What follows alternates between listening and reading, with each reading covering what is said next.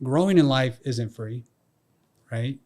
Whether it's dance classes or college or anything, growth is expensive in some cases. Small. Just make it a small goal. Yeah. Professional, personal, date night.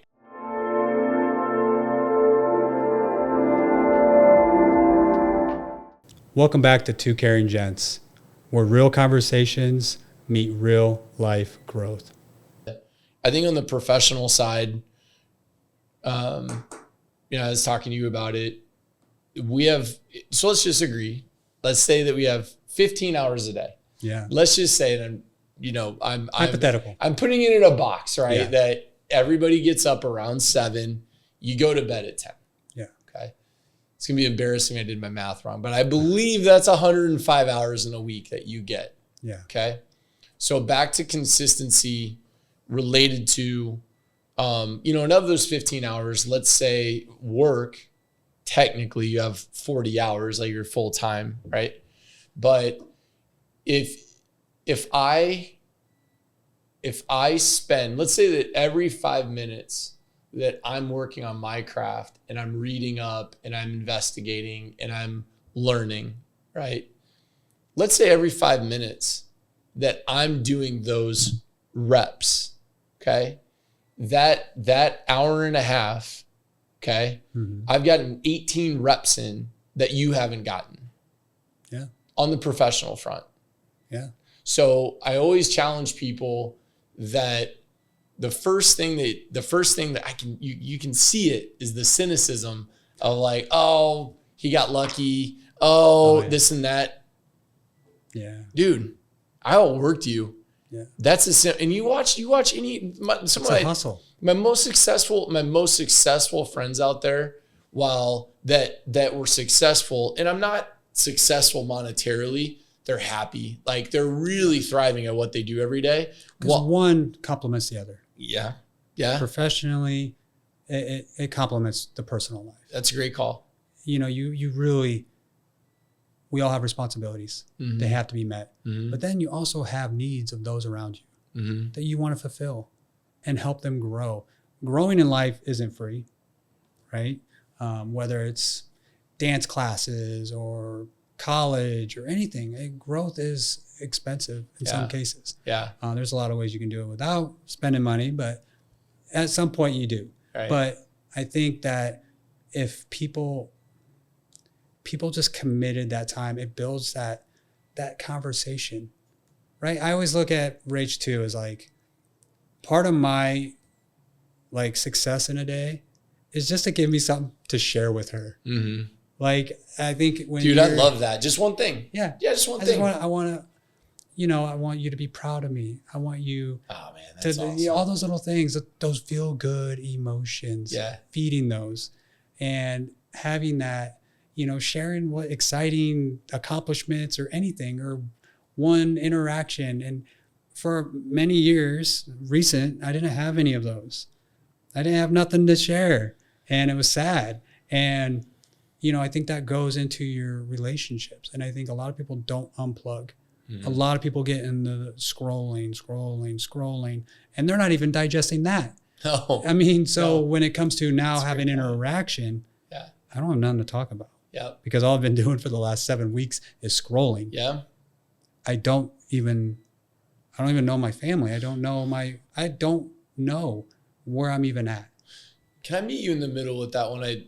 That really, not on the social side of it, but I think it's completely relatable.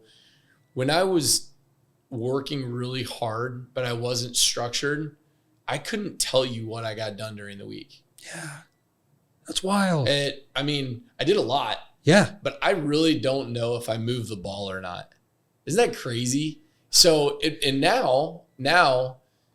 on Close on Friday, I can give you, and in very similar fashion, I have one major bullet per day that I want to get done. And then there's subs that are other lines that I've got going, but there's one thing I want to get done. So when I close my book on Friday, I can say this is what I got done. Yeah. Right. And so then you take that across 52 weeks in a year, Now you and I talked about this, Yeah. like with the foundation and the stuff that we're It growing. adds up. Yes. And don't, I love that. I love that just sharing one story with Rachel thing, that if we just go out and have one story a day, that in it, not everybody is lucky enough to have a wife or a husband. Not everybody's lucky enough right now to have a partner, a boyfriend, a girlfriend, right? Not everybody's so, but they have somebody. Yes, man. And if they don't, that goes back to, I really hope someone's like listening today they've been at their lowest in health and they can call you, or is somebody that's just on their drive home. I mean, to not have somebody to call, I know. then I really mean it. I know we mean it. Then call us. Like as a stranger, I will 100% talk to you. They're only a stranger until you talk. My man. You know what I mean? Yeah. Like, everybody was a stranger at one point. You were a stranger. Yeah. Until we talked, right? You just don't know what's going to be uncovered. And I walked up to you at that event. Yeah. I walked up to you through Augustino. Yeah. I was like, I got to meet this guy.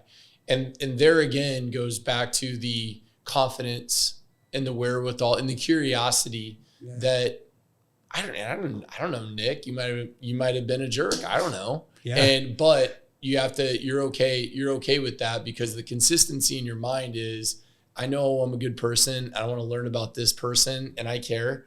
And look what it turns into, right? Yeah. It turns into real relationships. Yeah. So I just on the professional front, Nick, and you're really, the last year of watching you and what you've done now, you've surrounded yourself with good people that you can trust. You've been vulnerable to learn on the things that maybe weren't your strengths, right? But on the professional front, I just, if you're in a job that you're going to be in the next 50 years, that study your craft and be the absolute best at it. Yeah. Nick Saban has a quote in one of his whether it's a graduation talk or, I think Martin Luther King he only got his shoes shined by one guy. He only got his shoes shined by one guy. And because that guy cherished that job and he was the best shoe shiner, and I'm forgetting the town that MLK would get his shoes shined by. But, I think that is the beauty, that all of us, like whatever skills we have, just be an absolute nerd about your craft. Like, just know your craft. Be passionate about it. Yeah. And if you're not passionate about it, find what you are and go after that. And go after that one. Don't be scared. Yep. It's all, if it's have it, it doesn't have to be your main source of income, but just have it a part of your life. Yeah. Feed your passion. Yep. Whether it brings any financial security or none at all. Be consistent. Just be consistent, enjoy that, and have that peace in your life. Because, Mr. Rogers, right? When Oprah asked him, what's the one thing you would tell parents? What's one piece of advice for parents? He said, don't ever forget what it's like to be a kid. Oh. That lives in my brain, because every time I'm trying to understand my kids, I try to put that first thought on approach, right? Or when they're playing, why am I not playing? Who sidelined me in life? Why can't I do this? Why can't I do this? And so it's, the same thing is like when we were kids, we had dreams. Why do we give up on them? They're passions. Everyone puts dreams as like, no one, dreams are silly. No, dreams are really what should be called your passion. And people really, I don't know why they put them to the side or bury them, but trust me, passions will pull you out of dark places. Yeah.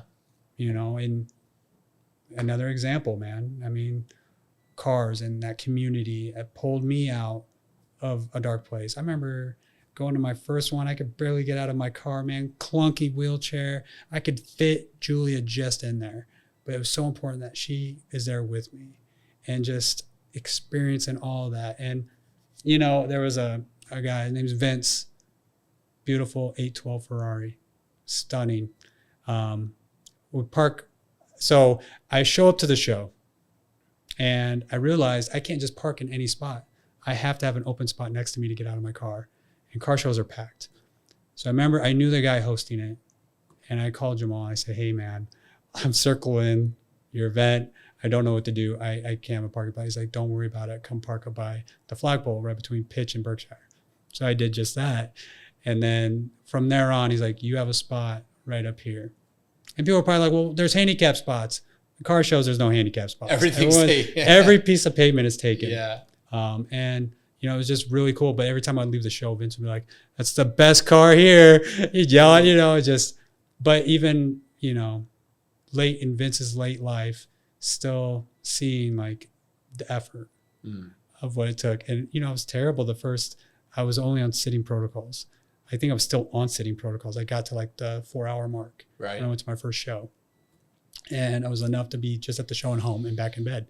But it was just that piece of like, I'm doing this because I'm passionate about it.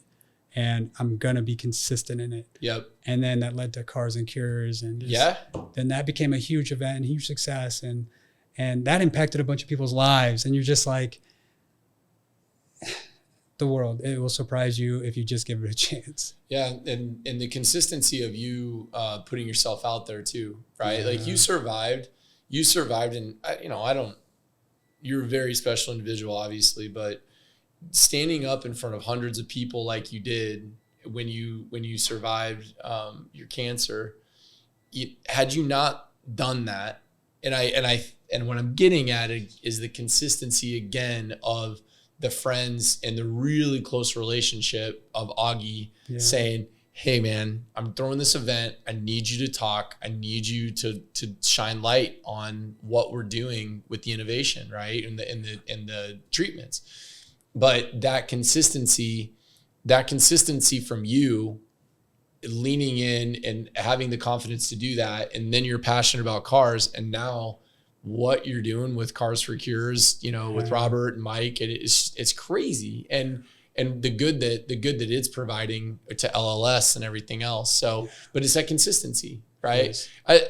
This morning I woke up, man, and I'm not having my best day. I didn't sleep well. Jack and I were talking about it this morning. Just like, just not sleeping well. But Mondays is F3. So Mondays is my workout group, and that's at 5:30. And there's that's my regimen. I know that I'm not gonna feel good about myself at 8:00 if I don't go do that. And so the consistency, whether it's professional or personal, and this is kind of a military stance, that you do things for the people that are to the left and to the right of you as much as you do it for yourself. Yeah. When you're a part of something grand. I think healthcare is really similar on that end. When we're in a good, and this is across any environment, when you're a good mental space, right? Yeah. The best things come out in you. But I felt like crap this morning. I just did not feel good, didn't sleep well, but I made myself get out of bed and was, at the park at 5:30, and everything is outdoor with F3. So it's hot, it's muggy. And we ran hills for about 20 minutes straight. And, what's funny, Nick, is like, I was not tired during that. Yeah. I was tired after. Was the hill Norris Middle School's hill? No. Do you know that hill? So Chicago right behind, so Dodge Street, St. Margaret Mary. Yeah. Then there's Chicago. Yeah.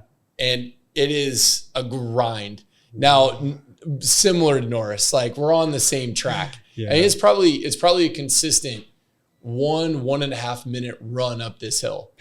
And I had to pull myself out of my house this morning to go do this thing. But it was because, as much as anything, there's a group of guys there that I pick them up and they pick me up when I'm there. So I had to, it was that consistency this morning. I was just like, I don't have to go. I can roll back over. The alarm clock went off at 4:45. I was not feeling it, but you just, again, man, like whether it's passionate about your work, it's passionate about professional or personal, sorry. At some point you don't want to let yourself down and you don't want to let others down. And do you think it's safe to say, at least for me, is there's many moments, as you know, it takes effort for me to do everything. But what I've come to realize is that you don't, even if you don't feel like it, but going anyways, because you just don't know what's going to happen. It's so exciting. And I think so many people have lost the excitement of the unknown. I'm assuming what's going to happen. Right. Whatever I'm going to go do. But the reality is you have no idea. Anything can happen. That's the exciting thing about life. And I wish people would wake up knowing you don't know what's going to happen today. Everyone thinks they know what's going to happen today. You can reflect, you can do all your things, but guess what? The reality is you don't know what's going to happen today. And you know what? The first thing you should do every day is make your bed, because that's one thing that went right every time. Make your bed. Yeah. I forget that. I forget that speech is so beautiful. It's like right there, you check the box. Like you've gotten something done today. No, I think that's spot on, Nick, too. And we live in a world though, that the weather's at our fingertips. You remember the weather when we were like kids, or it's like, they're like pointing at a screen. I think it's going to rain over here. It might be 60 over there. Nobody knew. No. They can tell you tomorrow that there's a likelihood in this circle, like a tornado is going to hit there. Yeah. Like last May, they knew. Like they're like, we know within. School was getting out early. Yeah, like. So what I'm getting at is I think it's really, really interesting what you said about the curiosity and the unknown. Is we live in a world that's so informed that, which again, I think that's what's beautiful. Like put this thing away. Yeah. Like, go to an event, go to a, wake up with a little bit of, I don't know what's going on, and have that curiosity. Yeah. The sitcom I love the most I still watch it, Seinfeld. Oh, I love Seinfeld. I watched it when I was in the hospital, and I would joke because my door's stuck, and I was joking with Bierman because he's a big Seinfeld guy, and I was joking that every time anyone comes in my room, it's like, what's his name? Why am I Costanza? Or no? Oh man, I can't believe I'm drawing a blank. With the hair. Robert. The tall guy, Seinfeld. Kramer. Thank you. Every time Kramer goes busted through that door, I was laughing because every time they'd come in, they'd have the door stuck. Yep. It's metal on metal. Yes. Summer. Yes. It was humid and it was thick, and it would come busted through. And I remember telling Bierman, like, how hilarious every time. You got to hang out. You're gonna watch it. It's gonna be Kramer coming through there. That's another one, man. They didn't have phones. Yeah. If you watch it, it's true. They don't have. Jerry's phones. picking up his phone. Yeah. People, Elaine would pick up the phone. Or message them at the entrance to come up. Yes. You can ignore people, and we forget. You can ignore that. Yeah. It takes messages. It'll be fun. It'll be fun doing the show, man, over time. That just, I'm really interested to see, and the pushback is happening, but that's such a good get. There's 10 people I know that listen to our show, avid Seinfeld. 2 of them are the guys I talked about that state. They're going to crush me for not being able to come up with Kramer. He's a really good buddy. I don't know if he'll make it on the show ever, but he does the Kramer. Yeah. So Clay Wolf, that's your shout out. The guys at the firehouse would laugh because my wallet was so thick when I would carry a wallet, and I was just getting my bunk room, man. Oh, I don't carry it anymore. But back in the firehouse, I had it, and I was pulling it out of my side pocket on my pants, my uniform. Yep. And it just blew up. Like it fell, pictures, cards, everything fell out of it. And Tommy, who was one of my shift guys, colleagues, he's like, Costanza. Yeah. You ever see that? Then I don't know how this is going to go. I know we're live right now, but you have to see this. So. Oh, you got the Costanza. That was how big mine was, man. Look at that. Yeah. Look at that. But I know where everything's at. Yeah. It's consistency. Yeah. I know where everything's at. Don't sit on that. That's going to twist your spine. Well, no, that's why it goes in the backpack. Yeah. That's why it goes in the backpack, and it's zipped up too. Like now everybody knows where my wallet's at. But look at that sucker. I know. And it's like low on cash right now too. If I have a little bit of money in there, that thing's the Costanza wallet. It's going to blow out. That thing's going to blow out an SI, man. Yeah. Great. the thing we haven't touched on, and I want to give credit to Dr. Lunning. Yes. One thing that he said in his show is success begets success. And so, challenging anybody that's listening to this, that just whether it's personal, whether it's professional, we're working to eat better, we're working to be in better shape, we're working to take care of ourselves. I loved what you said too about writing it down. Write down your goals, as simple as they are. Yeah. Have a planner. I'm still a big believer in a paper planner. Yeah. I have one with me every day. I like to set a month. Okay. I like a month. Got it. And like, what can I accomplish? And it's okay if I don't accomplish everything in that month. Yeah. If I just get one. Carried over. Yeah. Carried over. Yeah. But I think it can be extremely daunting if you don't make it simple and you don't make it manageable and small. Just make it a small goal, professional, personal, date night.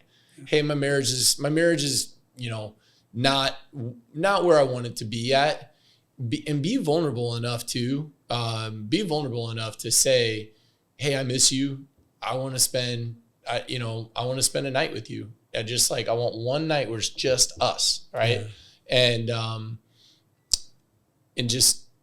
Yeah. Consistency is such a beautiful thing. It makes you feel like you're in control. Yeah. Right. Yeah. And even in control when the bad things are happening. Yeah. Right. Yeah. So, so success begets success. Yeah. I wrote that one down on my whiteboard after he said that. And I know it was related to the treatments that they've had success with. Right. Yeah. And so it's like that success yields, okay, let's go further. Let's do the next. And that's so relatable to us. Yeah. To us as individuals. It's like, I made that one step. Now I got the belief that I can do this step. I think it's completely, and the last thing we were talking about, Nick, is just the ability to be persistent. Yeah. And that's, I love how deep you went on, your consistency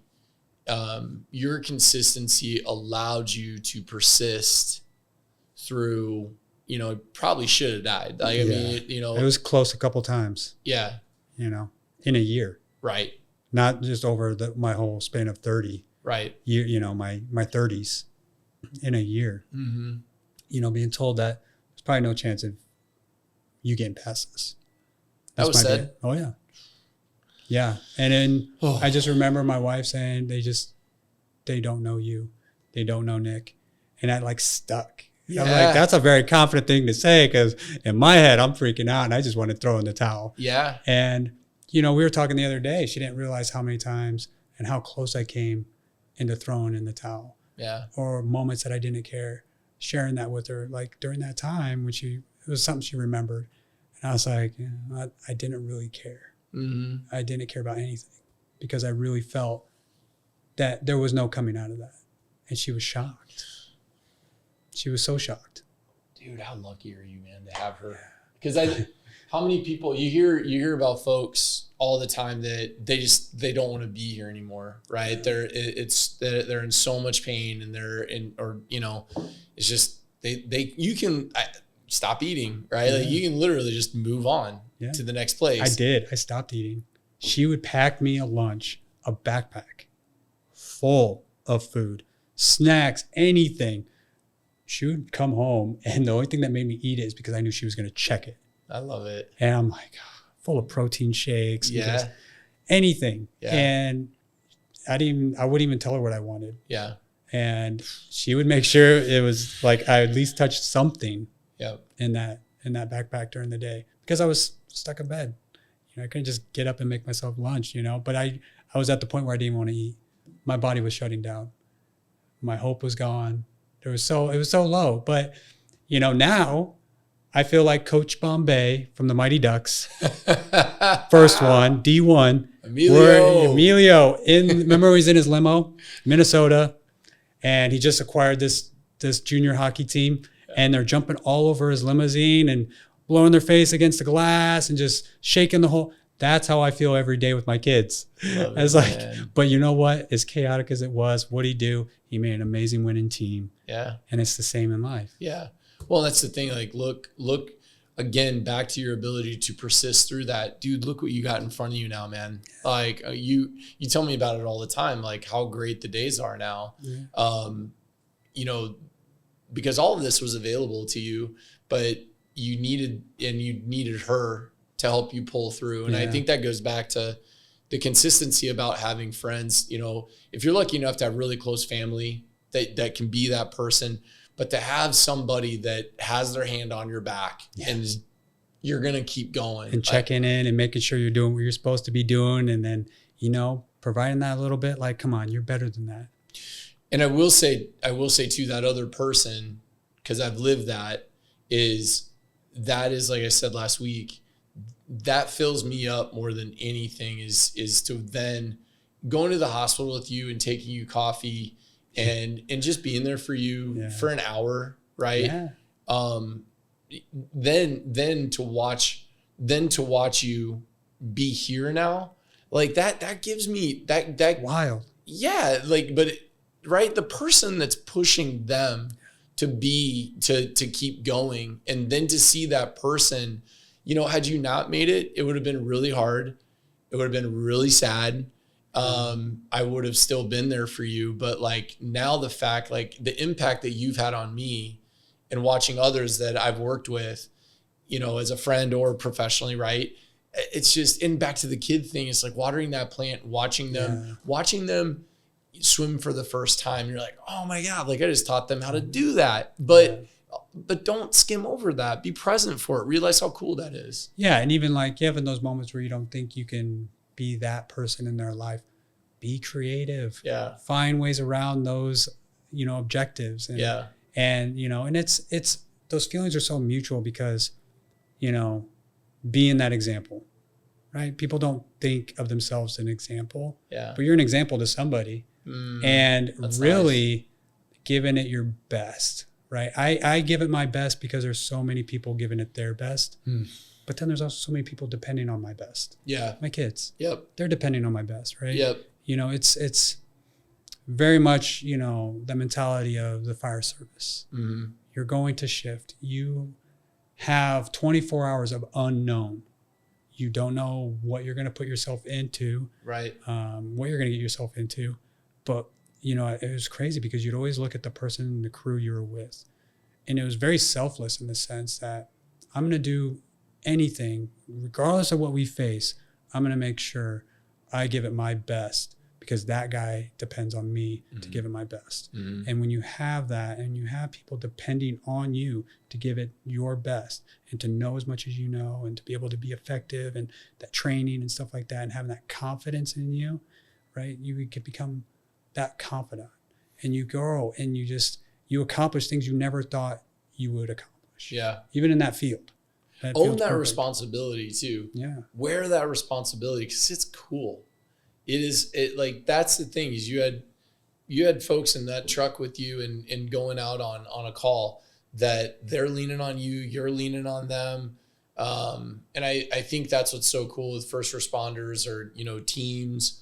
I could see it at church as well, where, you know, I think sadly, and that's what some of us as leaders are fighting is that organizations, that even sounds cold. Yeah. I work for an organization, but we're all about ourselves in some of these work environments where how beautiful is it when you come in on Monday at 9 that I've got 5 days with people that are depending on me to make their day better. They're going to make my day better. And, you know, I hope we keep creating safe places for people to go work where they're supported. Yeah. So like, just like that, like you didn't want anybody let them down because it could mean could mean that they lose their life because you didn't do what you're supposed to do. Yeah. Right. Yeah. So, I mean, it's a world and that can be applied to any situation. So I think we're good, man. This is what a great conversation. I think, you know, again, I'll say it at every show. If anybody's just struggling to find somebody to have that conversation with, or you want the basics of what works for us, just give us a call. Just have an honest conversation, and you can be somebody that gets that voice text at 8:30 in the morning. Almost every day I'm leaving somebody. It feels good. It's such a right. nice like thing to look forward to. Yeah. As well. Like I look at my phone and my phone honestly isn't the first thing I look at. Like I get my coffee. I do my regimen in the morning. I know whatever is on that phone is going to be there waiting for me. And then it's always nice little prizes when you're ready to digest whatever was on that phone and ready to take in and really appreciate whatever on that phone. Just people get anxious or they feel they have to look or that phone dings. A lot of times my phone's on silent. Yeah. Because I'm going to look at it when I want to look at it. Yeah. I want to be able to be in the moment with that moment of whatever message is on that phone. Or task or anything that needs to be addressed. I think that's so important. It's your consistency. Yeah. I hear that a lot with other people that really thrive or really are experts in happiness and balance is the morning calm, the morning silence or just, kind of that reflection period of letting your brain, that's very consistent with what I hear. And I'm working on that because I just input right away and I need to chill out on that. So take us home, man. Well, I just want to thank our listeners for, what is this? Episode 7? Yeah. Episode 7 of Two Caring Gents.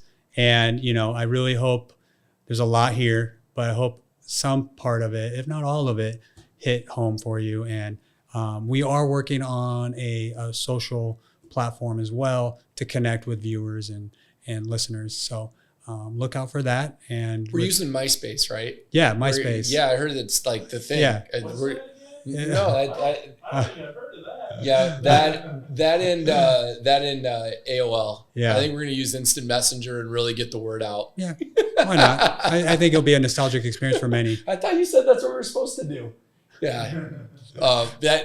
Thanks for bringing that up, that we're going to start getting just more and more active, putting more wrinkles in and more access for our listeners and viewers and just really being able to connect with us. I mean, that's the goal of this show. Yeah. Just being able to connect and help. So I'm so excited to start bringing in some of the guests that we've got lined up. Yeah. But it feels really good getting some of these segments in that I think are going to resonate a ton with the shows that we do. So anyways, man. Thank you for tuning in to Two Caring Gents. I hope what was discussed resonates with you or someone you know. Please, if there's someone in your life that, what we discuss you think needs to hear, please share. Please like and subscribe. That helps us as this channel grows to really move everything forward. So thank you for your time listening in, and we look forward to sharing more with you next week. Thank you and have a wonderful week.